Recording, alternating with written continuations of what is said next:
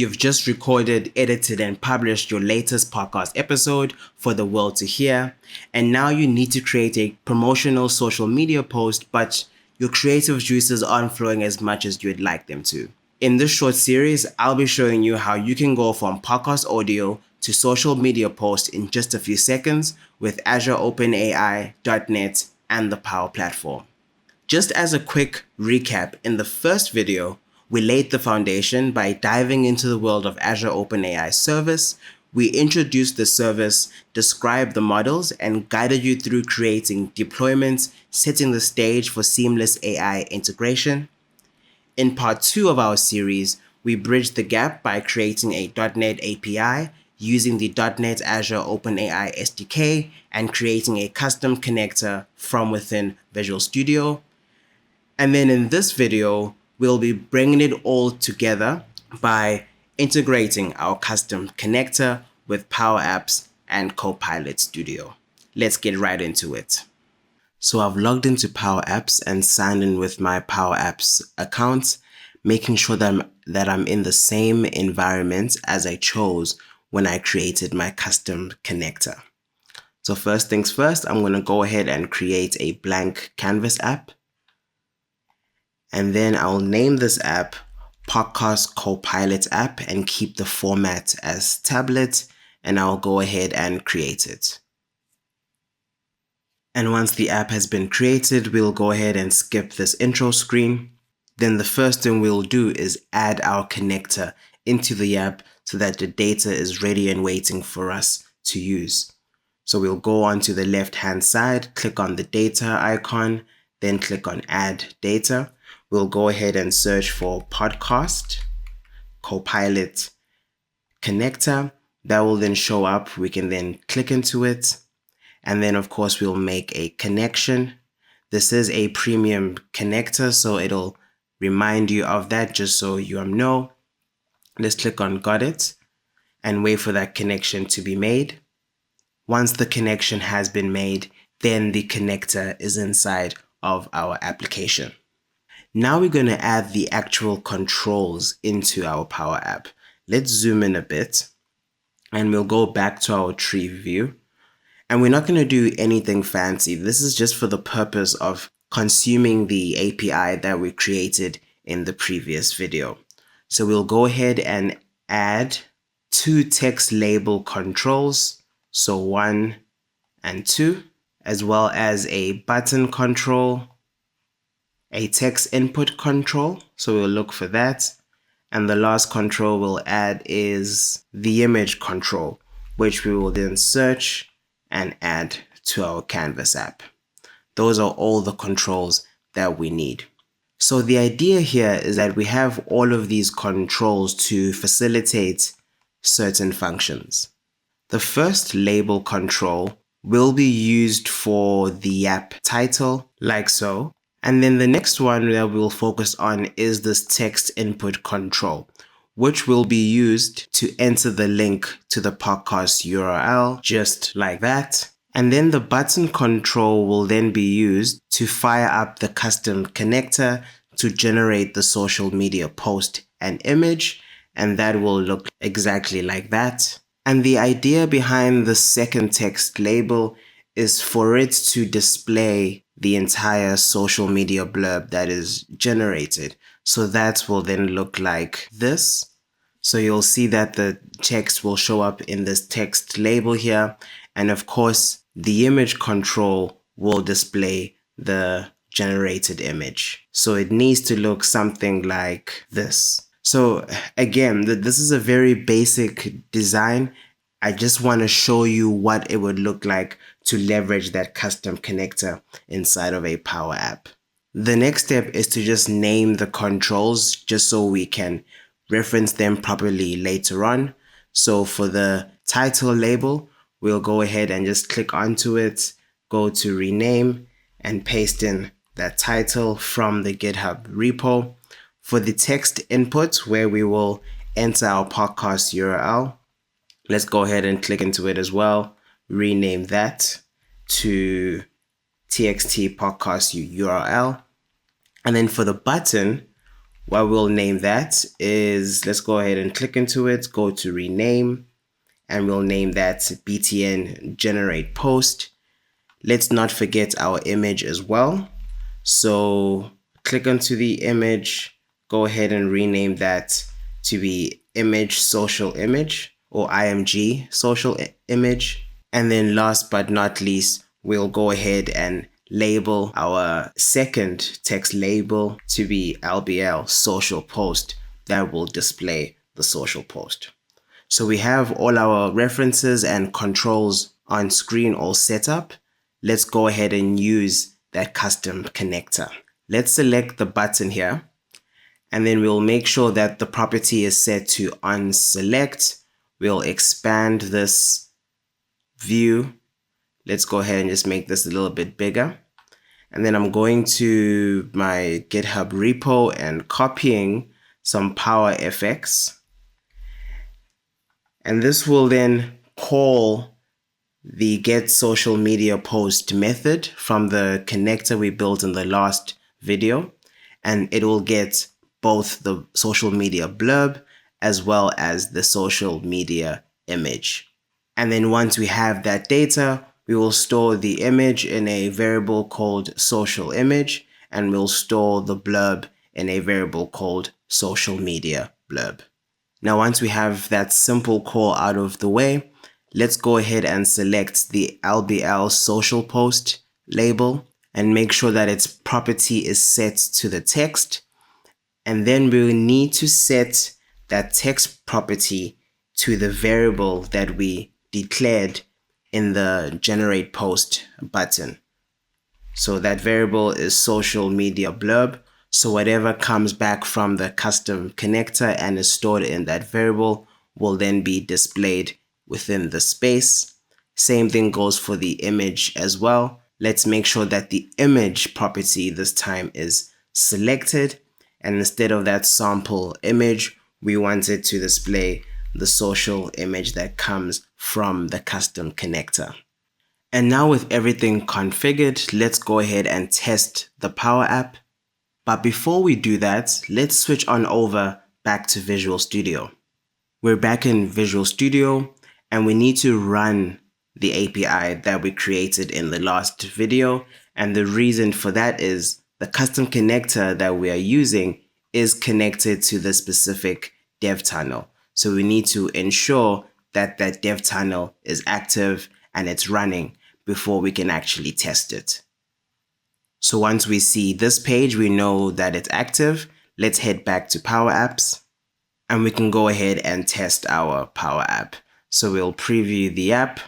We will insert the URL, the same blob URL that we've been using this entire series, and we'll click on generate post. As soon as we click that, that will then activate the custom connector that we've built. It will call all those methods that we created, and hopefully it will create an engaging social media post and image as well. So after a couple of seconds, we see the image to our left and the blurb to our right, and we can go ahead and copy this to social media to promote the podcast episode. That's pretty cool. But because the main function of this app is encapsulated in a custom connector, you can easily reuse this in Copilot Studio. And that's exactly what we'll be doing now. So now I've switched on over to Copilot Studio. I'm in the home page, and once again, making sure that I'm in the same dev environment that I selected when creating my custom connector inside of Visual Studio. So on the homepage here, we'll go ahead and create a new Copilot, and we will name that Copilot simply Podcast Copilot. We'll leave the language as is, and we won't be needing any website. So we'll go ahead and click on create. So once our Copilot has been created, we can start building right away. First, we're going to click and expand the settings tab, and then we'll go to generative AI. Once we're in the generative AI section, we will scroll down until we see the dynamic chaining with generative actions option. We'll go ahead and enable this. So what this does is that it allows the Copilot to find and connect the appropriate topics and plugins in real time. So when I ask the Copilot to create a social media post for me, it will automatically know which topic it needs to service my request. So once that's selected, I'll go ahead and click on save and wait for that to save. And once that's done, I will go straight to the topic section of our Copilot. On the top navigation pane, we'll go ahead and click on create topic from blank. So we'll be creating a brand new topic. And before we do anything else, let's go ahead and rename the topic. So over here by the untitled section here, we'll just click into that and we'll paste in the new name, generate social media post. Let me go ahead and just fix that real quickly. And that will be the name of our topic. Now in the trigger node that we have here, what we'll do, we'll see that it says describe what the topic does. So I'll go ahead and paste in a short description, right? It generates a social media post for a podcast episode. And that's really all I have to tell it, because that is exactly how the dynamic chaining works. I just describe what this topic does. And then when a user asks the Copilot any question, it will use this description to sort of match what the user is asking and what this topic does. And then if the topic matches the request, it'll go ahead and implement this topic. So once the trigger has been configured, we'll go ahead and add a brand new node and we'll select ask a question. And for the question text, we'll just go ahead and paste this from the GitHub repo. What is the URL of the podcast episode you would like to generate for a social media post? This will be the response to whatever question I ask that triggers this topic. Then we need to configure the user's response to this question. We want it to be the entire response from the user. So realistically, we expect the user to just provide a link to the podcast. And if that's the case, we want to save that entire response. But where do we save it? We will then save it in a variable, and we can configure this variable to be called podcast URL, so we know exactly where that URL is saved. Now we're going to be adding in another node, but this time we're going to select the call and action, and we're going to be creating a flow. Because what we want to do now is that we want to actually trigger the custom connector to give us the social media post. So once I click on create a flow, that will then open up Power Automate in a new tab. And it is now opened up a brand new flow in the new designer. We'll go ahead and click on the trigger here and add parameters, because what we'd like is that we'd like the podcast URL that the user entered to be passed through to this flow. So under the parameters tab, we'll click on add an input. We'll select text. We'll call that input podcast URL. And then of course we can just describe exactly what is that input for. Once that is complete, we can go ahead and close that pop-up, and then we'll add a new action between these two nodes. So let's click on the add button. We'll select add an action, and we are looking for the custom connector that we created. So to make that quick, we can just go ahead and filter this to custom, and that should bring up our connector. Let's click into that. And then we should be able to select the single operation that we have. And because we haven't created a connection to the specific connector, let's go ahead and do that now. And once the connection has been created, we can click into the podcast URL field, and we can add the podcast URL from the user through dynamic content. So we'll go ahead and click on this little icon here. We'll look for the podcast URL. Remember, this is the parameter that comes from the trigger. Ideally, this will be data that comes from the actual Copilot itself. So let's click into that. That will then be passed into this operation back to the custom connector where we will retrieve the blurb and the image. Once that's complete, we can go ahead and close this pop-up, and then we can select our return values. In this case, we want to return 2 values, so we'll go ahead and add this twice. For the first one, we can call it blurb, right? And this value comes from the connector itself. So in this case, we can go to the dynamic content icon, look for the generate social media post operation, and choose the blurb output. And we can then do the same for image URL and call the dynamic content for the image as well. So ideally, that will come from the connector. It will then save into these variables, which we can then use inside of Copilot Studio. Once that's done, we can go ahead and close this out and rename our flow to generate social media post. And of course, click the save button. Once that has been saved, we can go ahead and close this Power Automate tab and return to Copilot Studio. So now that I'm back in Copilot Studio, it knows that I've been creating a new flow.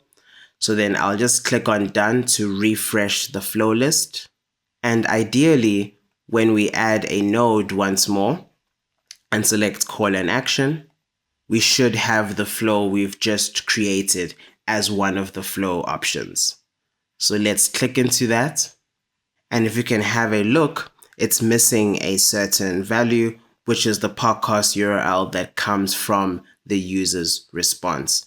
So let's just click into that and make sure that we can add it in so that it can map it back to the connector. So just as a quick recap, when the user asks the Copilot a question, please generate a social media post for my podcast, it should trigger this topic. And then the question that it'll ask will be, what is the URL of the podcast episode you would like to generate a post for? Then it will save the user's response as a variable called podcast URL. And then straight after that, it will then send that same variable to this Power Automate action, to the flow that we've just created. And ideally, it'll bring back a blurb and an image for us to use however we see fit. Of course, you can display that as just a simple message inside of Copilot Studio, but in this case, we will create an adaptive card. And for that, let's add another node and then select send a message. And in the message node, we'll click on add and select adaptive card. Now to configure this adaptive card, we can just click into it and then it should pop up on the right hand side here. Let's just try and expand this. And if you can work with JSON, that's fine. We will just gonna turn that into a formula so people who are familiar with PowerFX can edit their adaptive cards. So let's expand that once more. And from the GitHub repo, I'm going to copy this formula and paste it into our adaptive card window.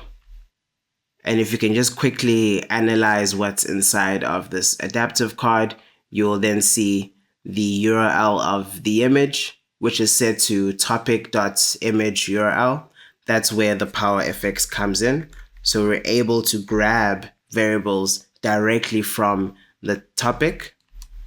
And of course, we also have the blurb from the topic as well. So it'll display that in a nice format inside of our Copilot. So let's go ahead and close out our adaptive card and let's select save to save the topic.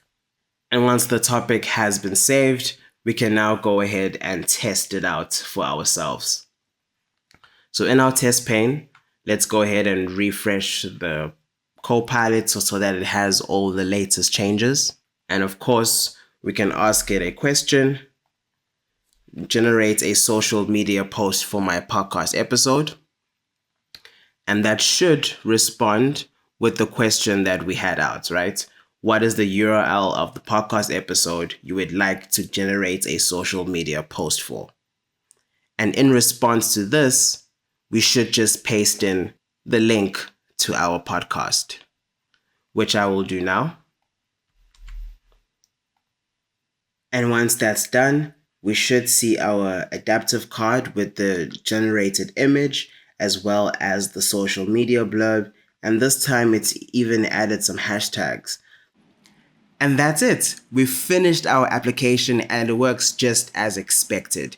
Just for a quick recap, we started out in Azure by creating deployment of Azure OpenAI Service models, and then we moved into Visual Studio and created a .NET API that connected to those models.